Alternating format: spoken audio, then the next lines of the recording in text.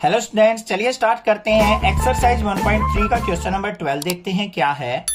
Late f such that x goes to y be an invertible function. यहाँ पे क्या कहा है, हमारे पास एक फंक्शन दे रखा है जिसमें अगर हम x वैल्यू पुट करते हैं तो y रिजल्ट हमें मिलता है। वो फंक्शन हमें इन्वर्टेबल दे रखा है, मतलब वो 1 भी है और ऑन 2 भी है। Then show that inverse of f inverse is f। क्या कहा है उसने, हमें प्रूव करना है कि inverse of f inverse f के इक्वल होगा। That means f inverse of inverse equal to f, जैसे हमने क्वेश्चन नंबर 11 के अंदर देखा था।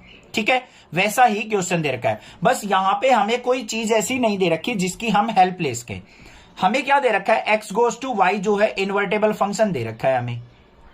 तो क्या होगा यहां पे, देखते हैं इसका सॉल्यूशन। हमें गिवन क्या है, f of f inverse is equal to invertible function है, ये हमें गिवन है। अब यहां पे देखो, हमें इसका इनवर्स लेना है। इनवर्स लेंगे तो क्या हो जाएगा बच्चों, ये f ऑफ f इनवर्स का इनवर्स इज इक्वल टू, ये भी इन्वर्टेबल फंक्शन रहेगा हमारा। समझ में आ रही है ना बात। ये हमारा कोई इन्वर्टेबल फंक्शन था, अगर इसका दोबारा इनवर्स लेंगे तो वो इन्वर्टेबल फंक्शन ही रहेगा हमारा। 1 था 1 ही रहेगा, ऑन 2 था ऑन 2 ही रहेगा। अब इसको अगर मैं सेपरेट करके लिखूं तो इसको मैं कैसे लिख सकता हूं, f इनवर्स ऑफ f लिखे जा सकते हैं। दोनों को सेपरेट करके अगर मैं फंक्शन लिखता हूं, ये भी किसके इक्वल रहेगा, हमारा इन्वर्टेबल फंक्शन के इक्वल। अब इसको मान लेते हैं हम इक्वेशन नंबर फर्स्ट, इसको मान लेते हैं इक्वेशन नंबर सेकंड।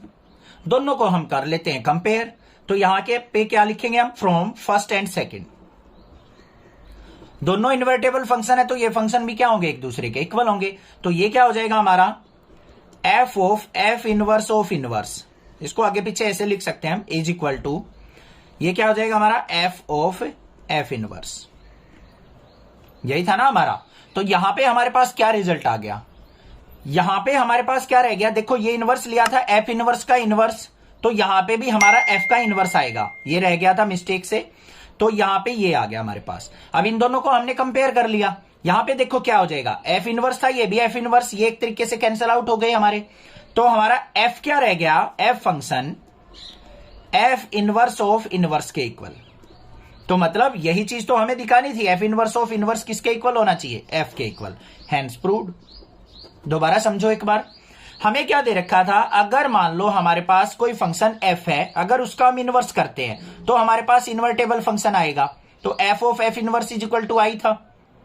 फिर हमने क्या किया, इस फंक्शन का दोबारा से इनवर्स लिया, क्योंकि दो बार इनवर्स लेना है हमें।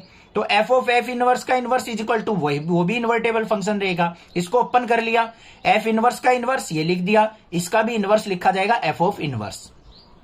ठीक है, अब इसको और इसको कंपेयर कर लिया हमें, ये भी इन्वर्टेबल ये भी इन्वर्टेबल, ये दोनों इक्वल पुट कर दिए हमने। तो इनको देखा हमने, ये f inverse is equal to f inverse था, कैंसिल आउट हो गया एक तरीके से फंक्शन। तो f इज इक्वल टू किसके आ गया हमारा, f इनवर्स ऑफ इनवर्स के। ठीक है, समझ में आ गई बात, क्लियर है ना, कोई दिक्कत नहीं होनी चाहिए।